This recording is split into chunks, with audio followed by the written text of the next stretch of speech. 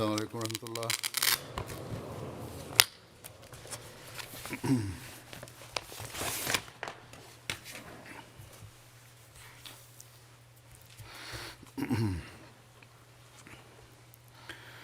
أشهد أن لا إله إلا الله وحده لا شريك له وأشهد أن محمدا عبده ورسوله أما بعد فأعوذ بالله من الشيطان الرجيم بسم الله الرحمن الرحيم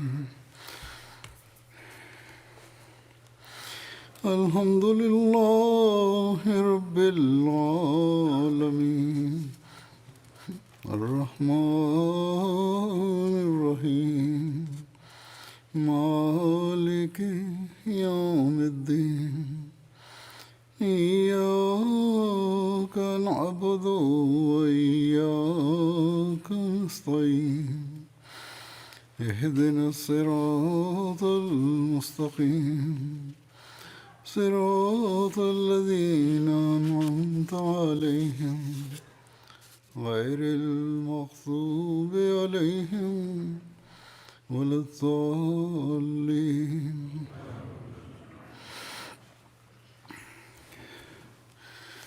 आजकल खुतबात में कुरान करीम के J'évoque ces jours-ci dans mes sermons les vertus et les beautés du Saint-Coran.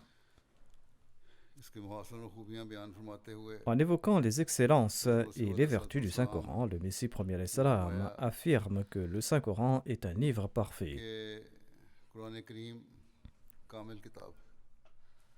इस सिलसिला में Le Messie premier alayhi salam déclare: वजाहत करते हुए जगह फरमाते हैं J'annonce en toute conviction que le Saint-Coran est si parfait et si complet qu'aucun autre livre ne peut rivaliser avec lui. कि कोई किताब इसका En मुकाबला नहीं कर citant un exemple, le Messie premier alayhi salam a demandé: सकती. आपने मिसाल Existe-t-il un énoncé des Védas à même de rivaliser avec la déclaration coranique ou Dalil Muttaqin? मुत्तकीन का मुकाबला करे. Si une déclaration verbale à elle seule suffit, autrement dit, s'il n'y a pas besoin de ses fruits et de ses résultats, eh bien tout le monde entier reconnaîtra Dieu sous une forme ou une autre, et tout le monde acceptera l'adoration, la charité, l'aumône comme des bonnes œuvres, et tout le monde va appliquer ces préceptes d'une manière ou d'une autre. अच्छा समझती है और किसी न किसी सूरत में इन बातों पर अमल भी करती है. Qu'est-ce que les Védas ont-ils offert au monde? दुनिया को क्या बख्शा? Ici, le Messie premier salam répondait aux hindous. तब हिंदुओं को Il ajoute: soit vous devez prouver que les nations qui ne croient pas aux Védas manquent complètement de vertu, soit présentez-nous un autre signe distinctif. कोई और इम्तियाजी निशान Il déclare: à ses débuts, le Saint-Coran a promis le progrès que l'âme exige tout naturellement. तरक्कियों का वादा कर लिया है. Ainsi donc, la sourate al-Fatiha nous enseigne la prière suivante: Ehdina surat al-Mustaqim, c'est-à-dire: Ô Allah, guide-nous vers le droit chemin. और फरमाया कि तुम दुआ करो. Ainsi donc, Dieu nous a offert cette supplication, et évidemment, il a promis qu'il va nous guider sur le droit chemin. और हिदायत फरमाने की जब दुआ दी तो Il s'agit là de la voie de ceux que tu as récompensés, la voie de ceux que tu as graciés. जो उन लोगों की राह है Parallèlement à cette prière, le tout premier verset de la sourate al-Baqarah annonce la bonne nouvelle suivante, की पहली ही आयत notamment ذَلِكَ الْكِتَابُ لَا رَيْبَ فِيهِ هُدًى لِلْمُتَّقِينَ. हुदल लिलमुत्तकीन. Le Saint-Coran enseigne cette supplication pour mériter la direction, la guidance, et présente aussi un plan d'action pour y parvenir. के लिए एक लाहे अमल भी बता दिया. Les muttaqis recevront la direction en suivant ce livre. ये किताब है इस पर अमल करने से तुम्हें हिदायत C'est comme si les âmes priaient et l'acceptation de cette prière se manifeste au même instant. और साथ ही कबूलियत Cette promesse de l'acceptation de la prière est accomplie sous la forme de la révélation du Saint-Coran. नज़ूल की सूरत में पूरा हो. D'une part, il y a la prière, et d'autre part, il y a le résultat de cette prière. दूसरी तरफ इसका C'est là la grâce et la faveur de अल्लाह का Dieu. फजल और करम है. Mais malheureusement, le monde ignore cette grâce et cette faveur, et le monde court à sa perdition en se tenant loin और d'elle. इससे दूर रहकर हलाक हो रही है. Le Messie premier salam déclare: Dieu a décrit les qualités des muttaqis au tout début du Saint-Coran et Dieu a placé ces qualités parmi les attributs mineurs. Mais quand une personne croit au Coran et quand cette personne fait du Coran une ligne directrice, eh bien cette personne atteint les hauts niveaux et les rangs de la direction énoncés dans la déclaration Hudan lil Muttaqin. Ce concept du but premier du Coran procure un plaisir et une telle joie que je ne peux décrire, car cela démontre la grâce spéciale de Dieu et cela démontre la perfection du Saint-Coran.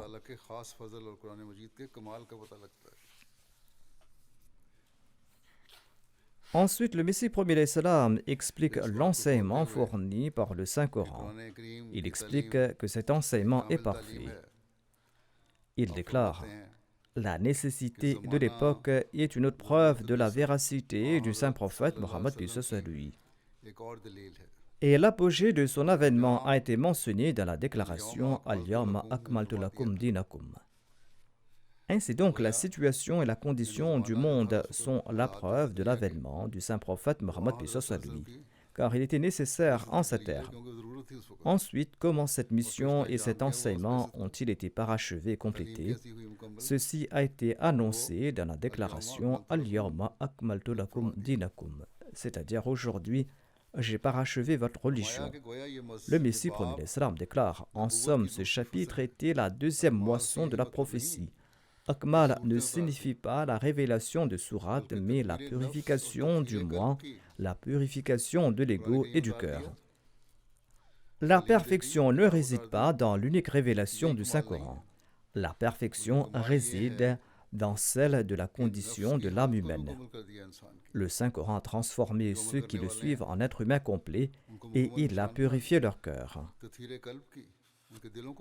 Le Messie premier salam déclare: le Coran a transformé des barbares en êtres humains, et de ces êtres humains, il a fait des personnes imbues de sagesse et de moralité pour en faire des hommes de Dieu, et il a purifié leur fort intérieur. Et le Saint-Coran a établi les normes pour l'autopurification et la culture de l'âme. Le Saint-Coran a enseigné aux êtres humains des hautes normes de la civilisation. Le Saint-Coran a également enseigné à ses suivants les étapes supérieures de la purification de l'âme et il les a également complétées. Le Messie premier salam ajoute: et de même, Dieu a complété et perfectionné son livre. Toute vérité est incluse dans le Saint-Coran, dit-il. Le Messie premier salam déclare: j'ai présenté ces faits à Agnihotri à maintes reprises. Agnihotri était un fondateur d'une organisation religieuse hindoue. Il était membre d'une secte et il a créé sa propre organisation par la suite. Il y a eu de longs débats entre lui et le Messie premier salam. Le Messie premier salam déclare: je lui dis à maintes reprises de me présenter une vérité qui est absente dans le Saint-Coran, mais il n'a rien pu présenter. Le Messie premier salam ajoute: à une époque, j'ai aussi étudié la Bible. Le Saint-Coran présente pleinement et indépendamment toutes ces vérités dont les chrétiens sont si fiers. Mais il est dommage que les musulmans n'y prêtent pas attention. Les musulmans ne méditent pas sur le Saint-Coran, les musulmans ne nourrissent aucune grandeur dans leur cœur à propos du Saint-Coran. Sinon, le Saint-Coran est source de fierté, une fierté qui n'a pas de précédent chez les autres nations. En somme, le verset Al-Yawma akmaltu lakum dinakum, ce verset qui dit aujourd'hui j'ai parachevé votre religion, comprend deux aspects. Le premier aspect est que vous avez été purifié. Deuxièmement, votre livre a été rendu parfait. La charia complète vous a été révélée. Ce verset a été révélé un vendredi. Un juif a dit à Omar radhiyallahu anhu: les musulmans auraient dû commémorer le jour de la révélation de ce verset par des célébrations. En effet, ce verset était si profond que selon ce juif, les musulmans auraient dû célébrer le jour de sa révélation. Voilà ce qu'il a dit à Omar radhiyallahu anhu. Omar radhiyallahu anhu a répondu: la prière du vendredi est une Eid. Or, beaucoup ignorent l'importance de cet Eid, dit le Messie promis l'Islam. Ils portent de nouveaux vêtements lors des autres Eid, mais ils ne se soucient pas de ce jour-là et ils viennent à la prière du vendredi en portant des vêtements sales. Ici, le Messie promis l'Islam a également expliqué l'importance de la prière du vendredi. Il déclare: selon moi, cet Eid est meilleur que les deux autres Eid. C'est-à-dire qu'on doit prendre des dispositions spéciales le vendredi également pour être présent pour la prière. On ne doit pas célébrer l'Aïd uniquement une fois ou deux fois par an. Le Messie promis l'Islam ajoute: la sourate al-Jumu'ah a été révélée pour l'office du Jumu'ah et d'ailleurs la sourate a été raccourcie à cet égard. Et d'ailleurs, Adam est né au moment de la prière d'Asr un vendredi. Et cet Eid indique également que le premier humain est né ce jour-là. Et la révélation du Saint-Coran s'est terminée ce jour-là.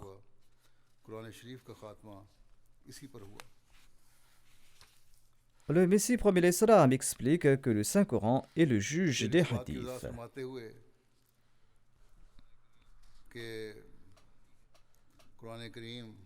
Il déclare: une autre erreur qui est commune chez la plupart des musulmans est qu'ils placent les hadiths au-dessus du Saint-Coran. Cependant, c'est là une erreur de leur part.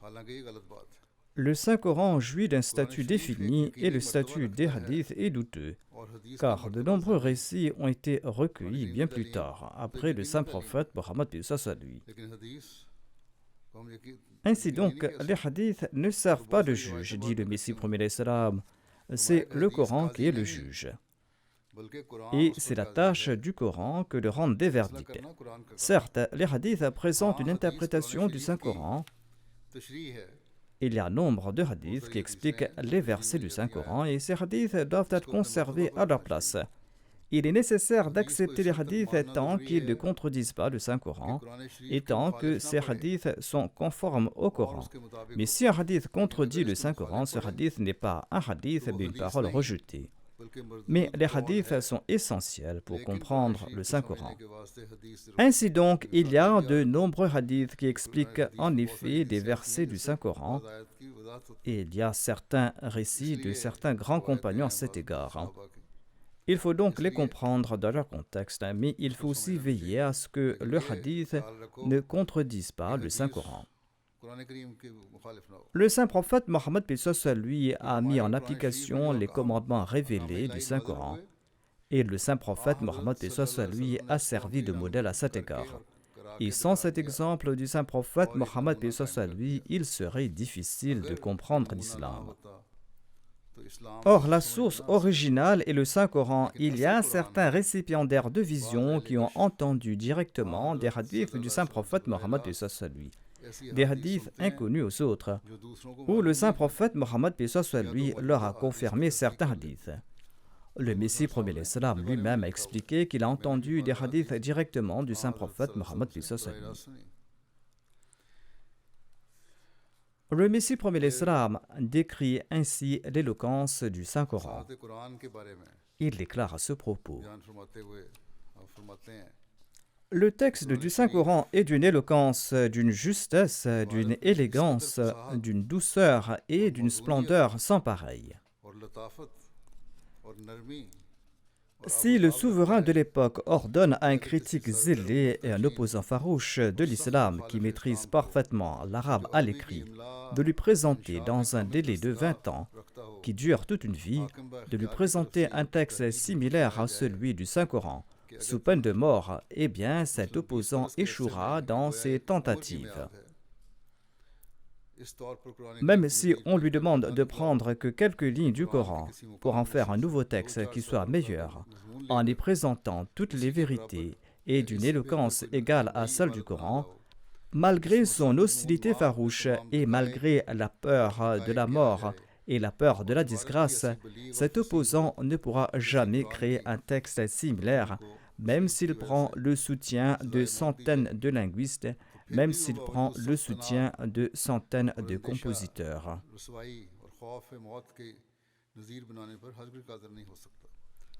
Ainsi, d'une part, il y a la peur de la mort, et d'autre part, le souverain lui accorde un délai de 20 ans pour présenter l'égal du Saint-Coran ou de composer quelques lignes. En dépit de ces facteurs, il ne pourra pas le faire. Telle est la perfection du Saint-Coran, telle est l'éloquence du Saint-Coran, nous explique le Messie premier d'Islam. Le Messie premier d'Islam ajoute: ceci n'est pas une question imaginaire ou hypothétique. Ce défi est devant le monde depuis la révélation du Coran. Aujourd'hui encore, certains opposants de l'islam tentent de présenter un texte similaire au Saint-Coran. Ils laissent des miettes ici et là, ils prétendent avoir présenté un exemple similaire au Coran. Cependant, ils ne peuvent même pas effleurer l'éloquence du Saint-Coran. Ce ne sont que des affirmations de leur part. Le Messie premier d'Islam déclare: l'éloquence du Saint-Coran est sans égal.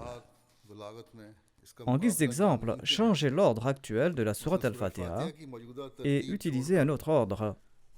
Et vous ne pourrez pas présenter les sens exaltés et les grands objectifs que regorge cette sourate dans cet ordre particulier.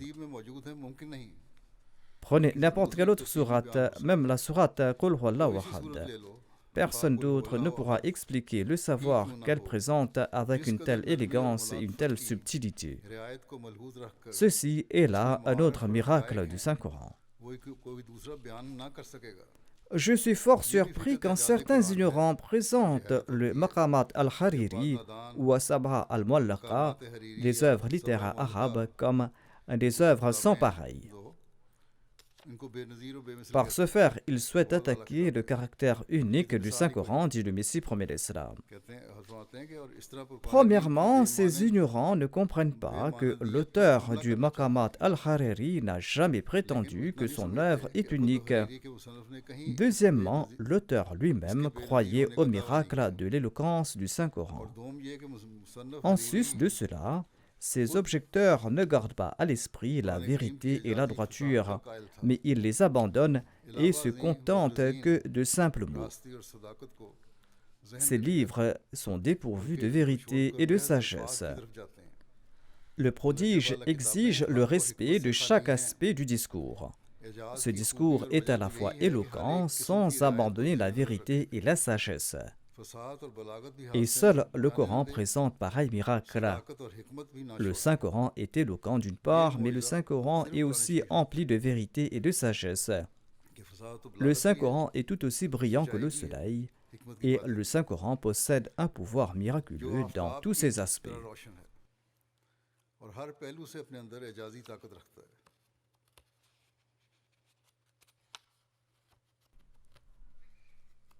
Ensuite, le Messie premier d'Islam déclare: en réponse à l'éloquence miraculeuse du Saint-Coran, le pasteur Fander a présenté une fois les œuvres d'Al-Hariri et d'Abul Fadl et quelques ouvrages anglais.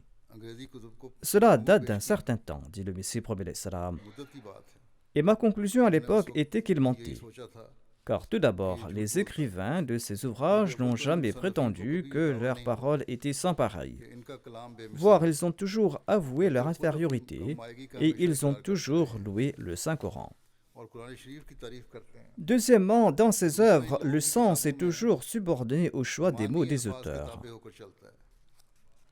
Ils se contentent de lier un mot à un autre. Ils cherchent des mots pour obtenir des rimes. La sagesse et le savoir ne sont pas pris en considération dans le discours. Cependant, le Saint-Coran respecte les exigences de la vérité et de la sagesse. Le Saint-Coran n'est pas qu'une combinaison de mots et de belles expressions.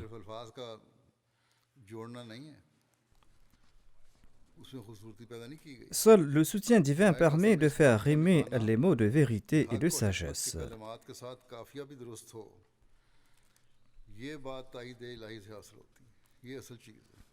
Faire rimer les paroles de vérité et de sagesse dépend du soutien de Dieu. Sinon, les paroles des êtres humains ressemblent à celles d'Al-Hariri et des autres.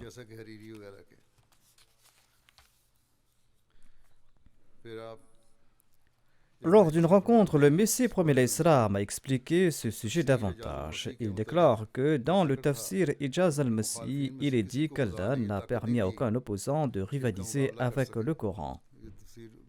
On a commenté sur cette exégèse lors d'une rencontre en présence du Messie premier d'Islam. Le Messie premier d'Islam déclare: il existe deux écoles de pensée concernant le miracle du Coran.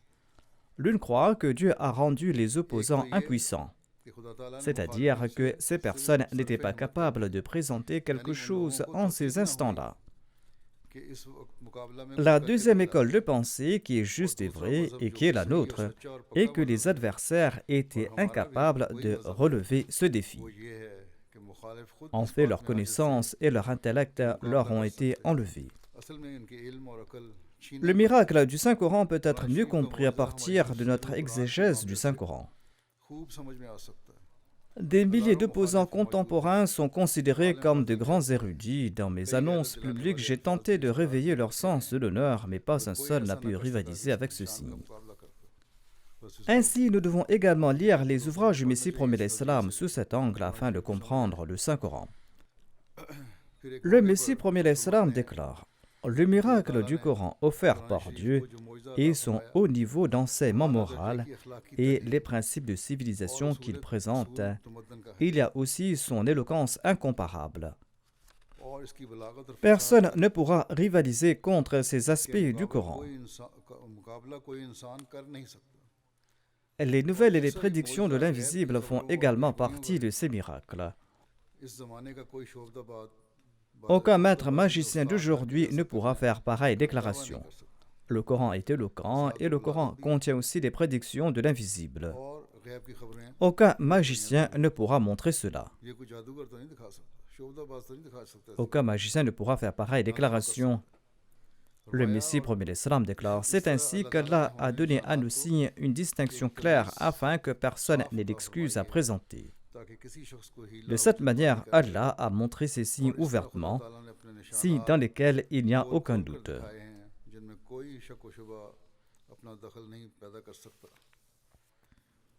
Ensuite, le Messie premier d'Islam déclare à propos de l'éloquence du Saint-Coran: l'éloquence des gens sont subordonnés aux mots et il n'y a rien d'autre que la rime dans leurs propos.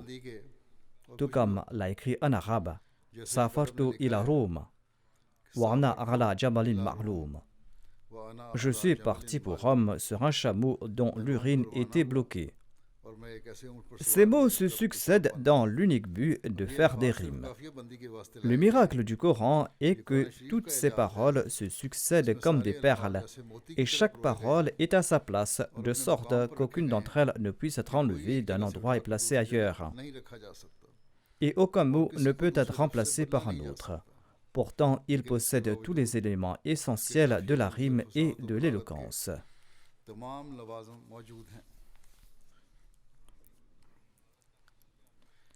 Le Messie premier d'Islam décrit ainsi l'éloquence et l'élégance du Saint-Coran. Il déclare: tous ces signes qui apparaissent ici sont en fait des miracles et des prodiges du saint prophète Mohammed lui, et ces prédictions sont celles du Saint-Coran, car tout cela est le fruit de l'obéissance au Saint-Coran. Et à l'heure actuelle, il n'existe aucune autre religion dont les adeptes peuvent prétendre qu'ils peuvent faire des prophéties ou montrer des miracles. De ce fait, le miracle du Saint-Coran est plus grand que les miracles de tous les livres sous cet angle.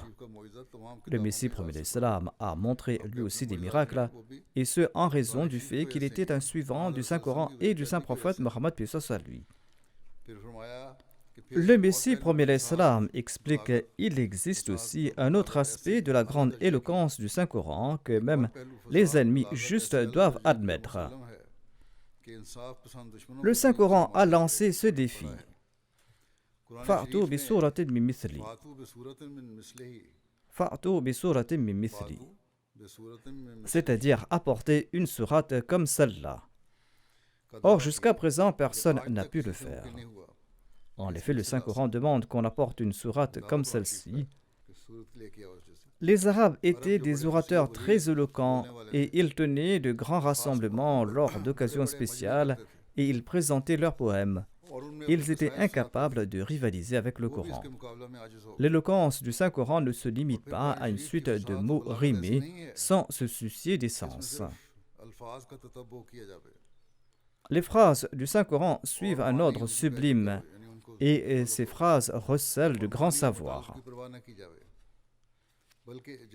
Et l'homme n'est pas à même d'expliquer ce savoir en faisant montre d'un haut niveau d'éloquence.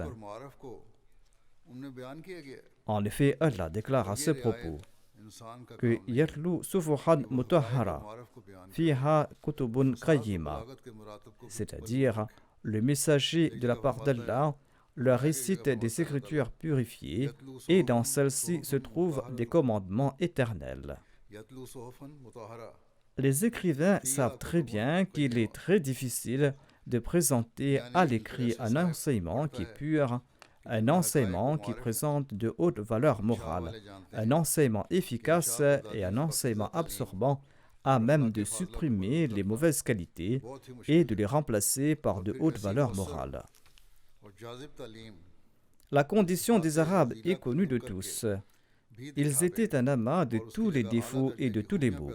Leur condition s'était détériorée depuis des siècles. Mais voyez les effets des faveurs et des bénédictions du saint prophète Mohammed sallallahu alayhi wa sallam. En 23 ans, tout le pays a été transformé. Ce fut l'effet de la formation impartie par l'envoyé d'Allah, paix soit lui.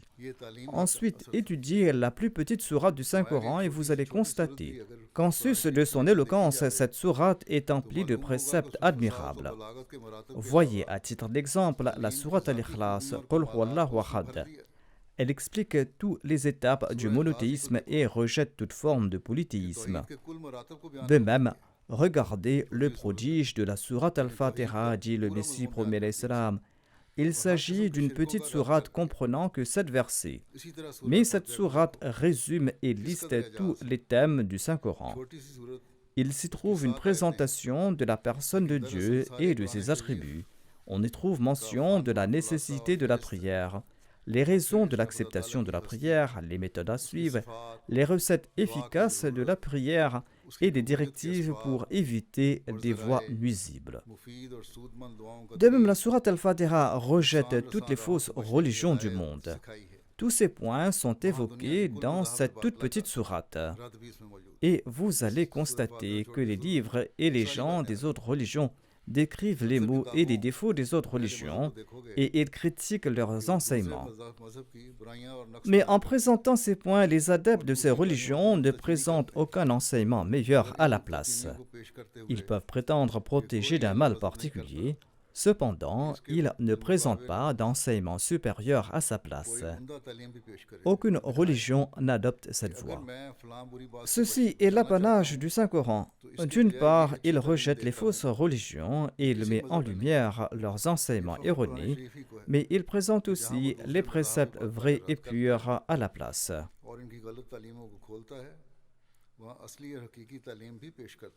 Même les personnes prétendument éduquées d'aujourd'hui ne peuvent nier cette beauté. Moi-même, j'ai constaté qu'en de nombreuses occasions, que lorsque je présente une solution d'un problème à la lumière des enseignements du Saint-Coran à des non-musulmans, eh bien, ils sont contraints d'accepter cela. Le Messie premier l'Islam présente ainsi les vertus du Saint-Coran. Il déclare que le Saint-Coran est un livre facile à comprendre. Certaines personnes ignorantes disent que nous ne pouvons pas comprendre le Saint-Coran, donc nous ne devons pas y porter notre attention. C'est là une erreur de leur part, dit le Messie promis à l'Islam. Il présente comme excuse le fait qu'il est très difficile de comprendre le Saint-Coran et qu'il ne mérite pas réflexion et qu'il suffit de le lire à la légère. Le Messie premier l'Islam déclare: le Saint-Coran a expliqué les questions de croyance avec une telle éloquence qu'il est sans précédent et unique. Ces arguments ont un impact sur les cœurs. Le Coran est si éloquent que les Bédouins de l'Arabie, qui étaient analphabètes, pouvaient le comprendre aisément. Comment dire aujourd'hui qu'il est difficile de le comprendre? À l'époque de la révélation du Saint-Coran, ces ignorants de la campagne qui étaient tombés plus bas que les êtres humains et que l'islam a transformés en hommes de Dieu, eh bien ces personnes-là ont compris le Saint-Coran. Pourquoi vous, dont la majorité est éduquée, vous ne le comprenez pas? Le Messie premier l'Islam déclare que la logique toute simple est celle du Saint-Coran. il ne s'y trouve aucune complexité. Il s'agit du droit chemin que Dieu nous a enseigné. Ainsi donc, on doit lire attentivement le Saint-Coran et on doit étudier ses commandements et ses interdictions et on doit les placer séparément et les mettre en application. C'est ainsi que l'on va pouvoir plaire à Dieu. Il existe un moyen très simple d'appliquer les injonctions du Saint-Coran. Il faut suivre les commandements visibles et il faut respecter les interdits et Dieu en sera satisfait. Les termes et les expressions que les philosophes et les soufis ont inventés sont souvent des pierres d'achoppement pour les gens ordinaires, car ces termes sont très complexes et sont difficiles à comprendre. Ainsi, ne suivez pas les philosophes et les soufis, dit le Messie premier l'Islam. Ils ont fabriqué les termes et ont présenté le Saint-Coran sous un angle qui est très difficile, qu'on trébuche et qu'on n'y comprend rien. Ainsi donc, si les gens rencontrent des difficultés en ce monde, c'est en raison des philosophes et des soufis, ou en raison des prétendus ulémas. Le Messie premier l'Islam déclare: il existe un aîné à propos de qui nous avons bonne foi. Il a peut-être écrit ce qui suit avec une bonne intention, bien que sa déclaration ne soit pas correcte. Il a déclaré que Cheikh Abdul Qadir Jilani n'était pas parfait car il ne recevait pas de révélation divine et que seules ses prières montaient vers Dieu et étaient exaucées. C'est pour cette raison qu'il a accompli de nombreux prodiges selon lui. Si sa nuzul, c'est-à-dire les révélations qu'il recevait, avaient été complètes, eh bien, il n'aurait accompli aucun prodige. Ces paroles contredisent ouvertement le Saint-Coran et les hadiths. En fait, Cheikh Abdul Qadir Jilani était l'un des parfaits serviteurs de Dieu. Si l'on soulève des objections concernant ces miracles, cela va s'appliquer à tous les prophètes.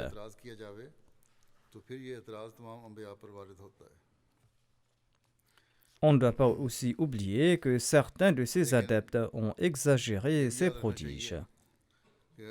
Ces concepts ne sont pas avérés, même s'il avait accompli des miracles qui sont possibles en vertu des lois de la nature et de la charia.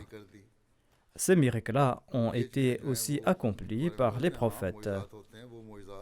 Cheikh Abdul Qadir Jilani en a aussi accompli. Le Messie premier l'Islam déclare: ceci est le résultat de ces termes erronés de ces soufis, termes qui ne sont pas confirmés par le Coran et les hadiths. Il y a ceux qui ne croient pas au Coran, il y a d'autres qui croient et qui exagèrent à outrance. Certains n'y croient pas en raison des soufis, d'autres y croient en raison des interprétations erronées de certains. Par conséquent, il faut toujours examiner ces miracles à la lumière de la loi de la charia et à la lumière de la loi de la nature, et en accord aux miracles accomplis par les prophètes. Et personne ne peut mieux accomplir des miracles que les prophètes. Le Messie premier l'Islam explique que le Saint-Coran présente le vrai Dieu. Il déclare, gloire à Dieu, que le Saint-Coran n'est pas présenté un Dieu possédant des attributs défectueux, un Dieu qui n'est ni le maître des âmes, ni le maître des corps, ni ne peut-il les sauver, ni ne peut-il accepter la repentance de quiconque. Le Saint-Coran ne nous a pas présenté pareil Dieu. Selon le Saint-Coran, nous sommes les serviteurs du Dieu qui est notre Créateur, notre Maître et notre Pourvoyeur. Il est le Rahman, il est le Rahim, il est le Malik Yawmiddin. Les croyants doivent être reconnaissants du fait que Dieu nous a offert un tel livre qui montre ses véritables attributs. Ceci est une grande bénédiction de Dieu.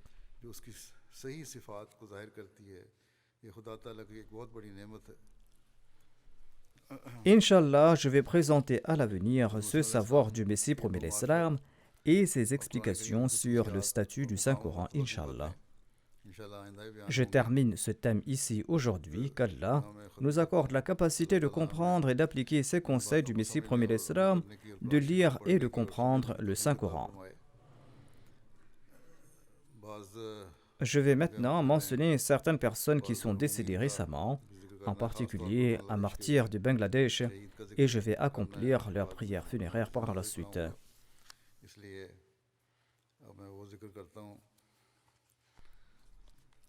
Comme nous le savons, la Jalsa Sarana se tenait au Bangladesh le vendredi dernier, et des mullahs et des terroristes ont attaqué la Jalsaga lors de la Jalsa. La police et les autorités avaient donné l'assurance qu'elles allaient contrôler la situation et que rien ne se passera et qu'on pouvait tenir la Jalsa. Quand les manifestants sont venus, la police a regardé tout le spectacle et après quelques heures, quand ils ont reçu l'ordre d'en haut, ils ont pris des mesures, mais à ce moment-là, beaucoup de choses s'étaient déjà passées. Lors de cette attaque, un de nos frères, un jeune nommé Zahid Hassan Saheb, qui était le fils d'Abu Bakr Siddiq Saheb du Bangladesh, est tombé en martyr. Inna lillahi wa inna ilayhi raji'un. Abdul Awwal Saheb, l'émir national du Bangladesh, écrit ceci. Zahid Hassan Saheb est tombé en martyr à l'âge de 25 ans suite aux attaques des opposants, tandis qu'il gardait la porte et l'enceinte de la Jalsa Sarana à l'occasion de la Jalsa Sarana qui était tenue dans le district d'Ahmadnagar le 3 mars dernier. Inna lillahi wa inna ilayhi raji'un. Le défunt avait prêté le serment d'allégeance en 2019. Après 3 mois, il a déposé sa requête pour intégrer le plan d'Al-Wasiya. Sa famille appartenait au groupe Ahl Hadith.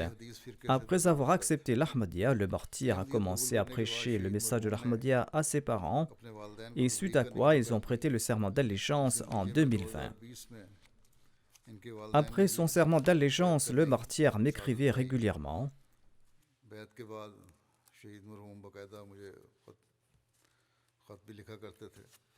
Voici le récit de sa conversion à l'Ahmadiyya.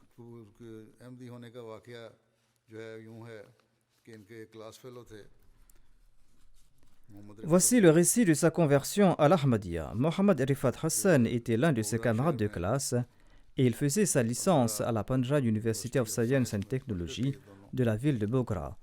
Ils y étudiaient tous les deux.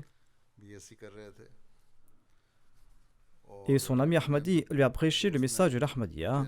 Et après 2 ans de prédication, lorsque le défunt a compris la véracité de l'Ahmadiyya, il a prêté le serment d'allégeance. Awal Saheb écrit que dès le début de la Jalsa Sarana, les émeutiers accompagnant les mollahs ont entouré les 4 coins de la Jalsaga et ont commencé à attaquer le mur et la porte située dans la partie ouest. Outre les jets de pierre, ils attaquaient avec des armes indigènes telles que des haches et des pics et ils mettaient le feu partout où ils pouvaient le faire. Les khuddam se sont acquittés de leur devoir avec beaucoup de courage. En général, ils ne devaient pas sortir, sauf ceux qui étaient de service et qui devaient sortir. Tous étaient à l'intérieur et assuraient la protection de l'intérieur. 2 heures après le début de la Jalsa, les assaillants ont réussi à briser une partie du mur. Et on a demandé aux khuddam d'assurer à tout prix la sécurité du mur et de la Jalsaga. Zaid Hassan Shahid était posté à la porte numéro 1 et il est sorti du portail avec ses compagnons et s'est rendu rapidement et courageusement pour repousser ceux qui attaquaient le mur de la Jalsaga. Lors de l'affrontement, il s'est séparé de ses compagnons et les assaillants ont profité de cette opportunité et l'ont frappé derrière la tête avec une hache ou avec une autre arme tranchante et l'ont traîné à une certaine distance. Ils l'ont attaqué avec une grande barbarie au visage et aux autres parties de son corps, prouvant ainsi leur bestialité. Le martyr Zahid Hassan a été mutilé à ce point qu'il a fallu plus de 2 heures pour l'identifier. Tel est l'état de ces musulmans-là. Ils poussent la barbarie et la cruauté à l'extrême au nom d'Allah et du messager d'Allah, sallallahu alayhi wa sallam. Le saint prophète Mohammed lui interdit de mutiler les ennemis mécréants lors des batailles. Mais ces gens-là traitent ainsi ceux qui croient en Allah et au messager d'Allah, sallallahu alayhi wa sallam. Seul Allah sera à même de les attraper et de les détruire. Les meurtriers ont enlevé sa carte d'identité de service qui était sur sa poitrine. Étant donné que le martyr portait l'uniforme de service des Khuddam, il a été reconnu par la suite. On a retrouvé sa dépouille et ses prières funéraires ont été accomplies après les prières d'Al-Fajr et de Tahajjud par les milliers d'Ahmadis de tout le pays qui étaient venus assister à la Jalsa Sarana. Lors de la prière funéraire, tous les fidèles étaient très émus et ils étaient en larmes. Tout le monde implorait Dieu les yeux en larmes. En raison des contraintes légales, l'autopsie du corps a été faite et plus tard dans l'après-midi, la dépouille du martyr a été envoyée dans son village natal par ambulance où il a été inhumé à 10 heures du soir. Rifat Hassan, l'ami le plus proche du martyr, relate ceci. Il était devenu mon grand ami lors de nos études à l'université. Le défunt était très doux, mais il avait très peu d'intérêt pour le culte de Dieu dans le passé. Mais après avoir accepté l'Ahmadiyya, son caractère a changé et il accomplissait la Salah en congrégation régulièrement. Le défunt était très humble, il était très doux de caractère. Et en 5 ans, je ne l'ai jamais entendu parler fort à qui que ce soit. Quelques mois après avoir prêté le serment d'allégeance, il a eu le privilège de se joindre au système d'Al-Wasiya. Zahid Hassan, le martyr, était un membre actif de la Khuddam al-Ahmadiyya. Au moment de son martyr, le défunt servait comme mortamid régional de Dhaka et de Barisal de la Khuddam al-Ahmadiyya et il servait également comme zaïm de la région de Motijil. Le caïd du même majlis, le respecté Zahurul Islam Saheb, relate ceci. Le défunt était très régulier dans son travail et il était très obéissant envers ses supérieurs au sein de la Badis Khuddam al-Ahmadiyya. Il accomplissait ses tâches et son service avec un grand dévouement. Il était toujours le premier à saluer, il était toujours souriant. Cela fait 1 an au plus qu'il a commencé à travailler après avoir passé sa licence. Et si jamais il devait se rendre à l'extérieur de Dhaka dans le cadre de ses fonctions, il visitait également le majlis le plus proche à l'occasion. Il avait la traduction du verset Wa ma yatawakkal ala Allahu fa huwa hasbuhu sur le profil personnel de son compte Facebook. Sharif Ahmad Saheb, le missionnaire, déclare « J'étais affecté à la Jamaat de Abariya. Rifat Hussein, l'ami du martyr, lui prêchait le message de l'Ahmadiyya. Quand le martyr m'a dit qu'il souhaitait embrasser l'Ahmadiyya, je lui ai demandé d'approfondir ses études de l'Ahmadiyya. Il m'a dit qu'il était convaincu de la véracité de l'Ahmadiyya et qu'il viendrait prêter le serment d'allégeance plus tard, comme je lui avais suggéré. La prochaine fois, il a prêté le serment d'allégeance. Après avoir prêté le serment d'allégeance, le défunt a tenté de comprendre l'Ahmadiyya et le système du califat. Et il a tenté d'accroître sa connaissance. Le défunt m'écrivait souvent, comme je l'ai dit. Dans sa dernière lettre, il disait qu'il partait pour la Jalsa par train et que les plans des ennemis sont très dangereux et qu'ils ont mis le feu un peu partout, mais qu'Inch'Allah, nous allons organiser la Jalsa Sarana. Il a également exprimé sa foi. Il a également demandé de prier pour que tous ses parents et les habitants de son village soient Ahmadis.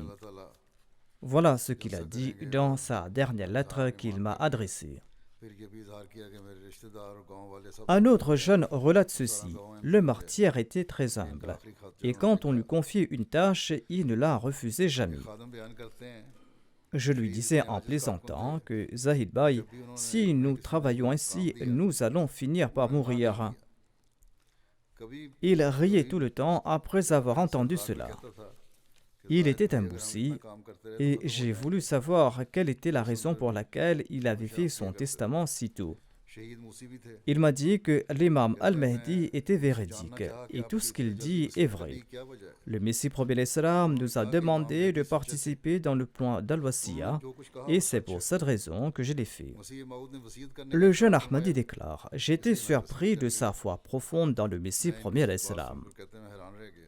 Une fois, j'ai demandé au défunt martyr la raison fondamentale de son acceptation de l'Ahmadiyya. Il a répondu que jusqu'aujourd'hui, toute personne qui s'est prétendue l'imam Mahdi, Messie ou prophète n'a pas eu de succès et sa communauté non plus n'a pas progressé.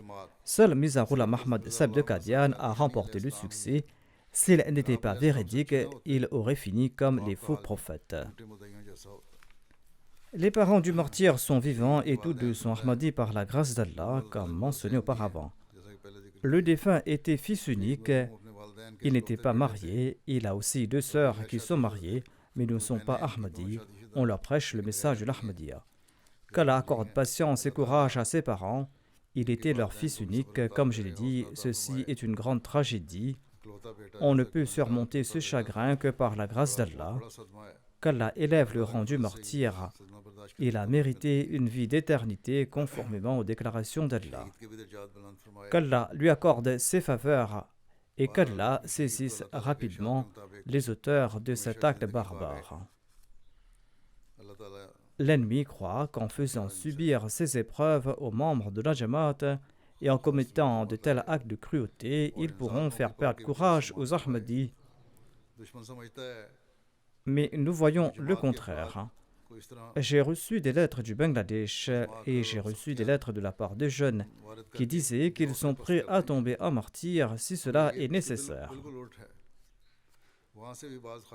Ces ennemis infâmes ne pourront point affecter de telles personnes. En tout cas, nous devons prier pour qu'Allah nous protège de leurs méfaits et qu'Allah nous accorde sa miséricorde et sa grâce. Durant ces jours, vous devez vous consacrer davantage aux prières. Le deuxième défunt que j'évoquerai aujourd'hui se nomme Kamal Bada Saheb de l'Algérie. Il est décédé le 2 février dernier à l'âge de 57 ans. Inna lillahi wa inna ilayhi raji'un. Abdul Halim, le président de la Jamaat locale, écrit ceci: le défunt était un véritable croyant et un Ahmadi sincère. Sa maison était toujours ouverte pour les événements, les prières, les activités de la Jamaat et pour propager le message de l'Ahmadiyya. Tous les Ahmadis témoignent de la force de sa foi, de son hospitalité et de son ouverture d'esprit. Le défunt laisse derrière lui sa femme et 3 enfants. Ses 2 fils ne sont pas Ahmadis et sa fille est Ahmadi. Son épouse, la respectée Karima Sahiba, a précédemment servi comme présidente de la Lajna Imaïla. Hassan Zamouli Sahib de l'Algérie déclare ceci: Kamal Bada Sahib était un Ahmadi très sincère, il a rendu de très grands services à la communauté. Malgré les difficultés causées par ses voisins, sa maison était toujours ouverte pour la prière et ce jusqu'à la fin de ses jours. Parfois, il faisait lui-même la cuisine pour ceux qui venaient faire la prière du vendredi. Il participait à divers travaux humanitaires ainsi qu'à des dons de sang. On organisait des événements chez lui ainsi que la prière de l'Aïd. Le défunt faisait partie d'une délégation de la part de la communauté qui s'était rendue à la rencontre des responsables de l'État. Le défunt disait: nous sommes en train d'écrire l'histoire de la Jamaat en raison des difficultés qu'il rencontrait là-bas en Algérie. Et à présent, le défunt lui-même est devenu une partie de cette histoire. Qu'Allah lui accorde son pardon et sa miséricorde. La prochaine défunte se nomme Dr Shamim Malik Sahiba. Elle était l'épouse du respecté Maqsoud Ahmad Malik Sahib qui était tombé en martyr à Daruzikr à Lahore en 2010. Quelque temps après le martyr de son époux, la défunte a déménagé au Canada et elle est décédée là-bas. La défunte avait obtenu son doctorat, elle a enseigné en tant que professeure d'université. Elle a gravi les échelons jusqu'à devenir chef de département tout en s'acquittant de ses responsabilités au foyer et elle a élevé ses enfants de manière excellente. Elle était hospitalière, elle avait un cœur ouvert et elle était accueillante envers tout le monde et elle ne faisait de distinction entre personnes. Elle s'occupait des nécessiteux et elle donnait de bons conseils. Elle a toujours prêché le message de l'Ahmadiyya aux non-Ahmadis, y compris à ses parents non-Ahmadis. Et elle étudiait les ouvrages du Messie premier l'Islam.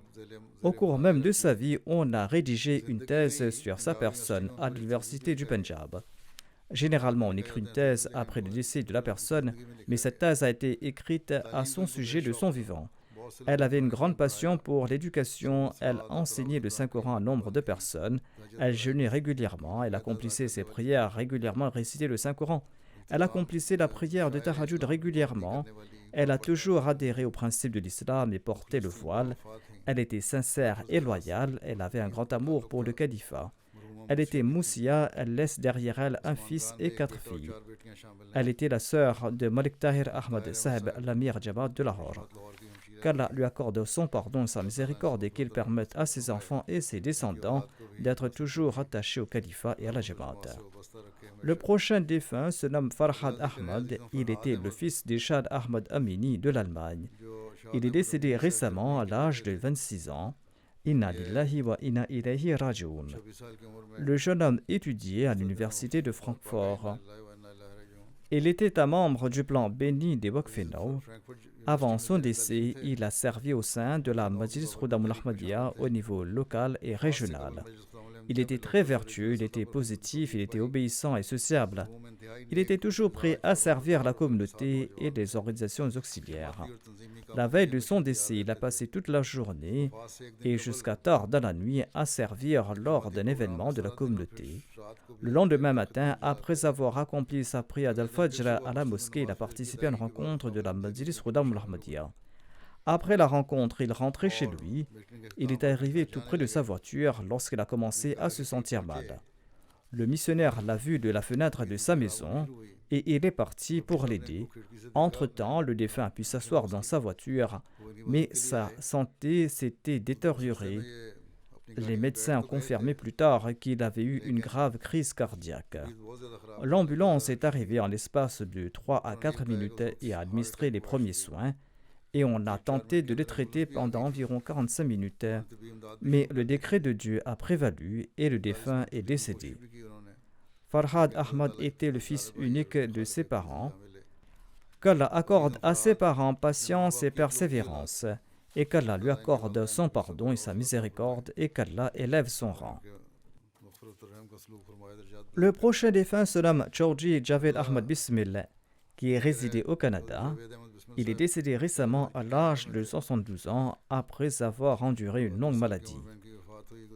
Il a servi pendant environ 20 à 25 ans en tant que gérant des terres du Tahrik-e-Jadid. Il a aussi servi au sein de la Khudamul Ahmadiyya et il a aussi servi en différentes capacités au sein de la communauté. Il a servi en tant qu'émir du district de Morkout. Il laisse derrière lui son épouse, 4 fils et 2 filles. Son fils, nommé Tahir Ahmad, dit ceci: « Mon père possédait de grandes qualités. Il était un serviteur de la foi, il était toujours là pour servir autrui. Il avait un grand amour pour le califat et il s'est toujours efforcé d'établir une relation unique avec le califat. Il prenait également grand soin des pauvres. Chaque fois qu'il retournait au Pakistan, où il possédait des terres dans le Sindh, il apportait des cadeaux et des vêtements pour ces pauvres fermiers afin qu'ils puissent les utiliser pour leur mariage. Il était imbu d'un grand sens de l'hospitalité et il y avait chez nous chaque jour des invités dont il s'occupait avec une grande simplicité. Par la grâce d'Allah, Allah lui a accordé un grand courage. Il a toujours placé l'honneur de la Jamaat au premier plan face à l'opposition. Il a courageusement suivi la communauté dans diverses affaires juridiques et c'est pour cette raison-ci que les adversaires l'ont attaqué à 2 reprises, mais Allah l'a protégé. Il a travaillé sans relâche et il était très vigilant quant aux deniers de la Jamaat. Il avait une grande confiance en Allah. C'était quelqu'un qui était très simple. Et sa plus grande qualité était sa patience. Sa maladie a duré longtemps, il a fait preuve d'une grande patience et il s'est soumis à la volonté d'Allah.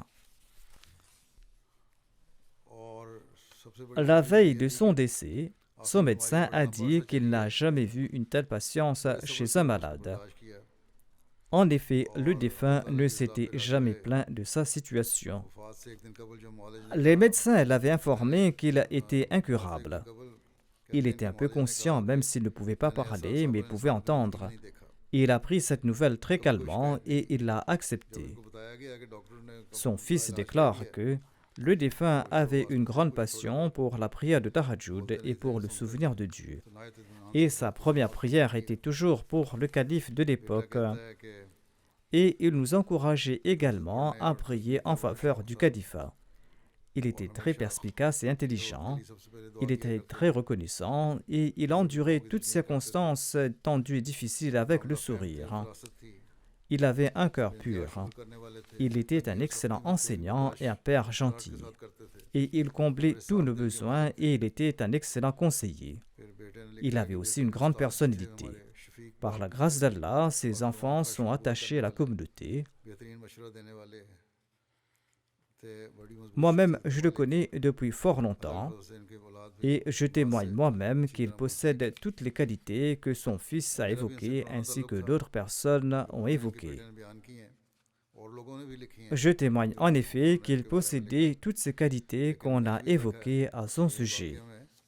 Qu'Allah lui accorde son pardon et sa miséricorde.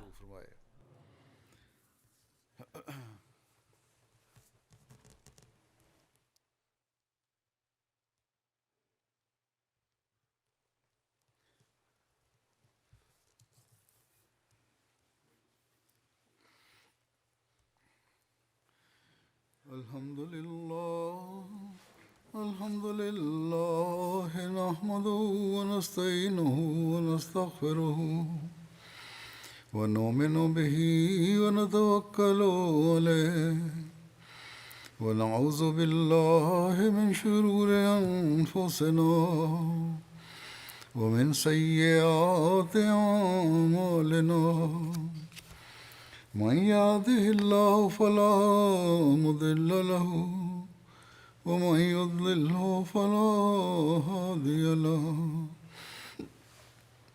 ونشهد أن لا إله إلا الله ونشهد أن محمدا عبده ورسوله عباد الله رحمكم الله إن الله يأمر بالعدل والإحسان وإيتاء ذي القربى وينهى عن الفحشاء والمنكر والبغي يعظكم لعلكم تذكرون اذكروا الله يذكركم وادعوه يستجب لكم ولذكر الله أكبر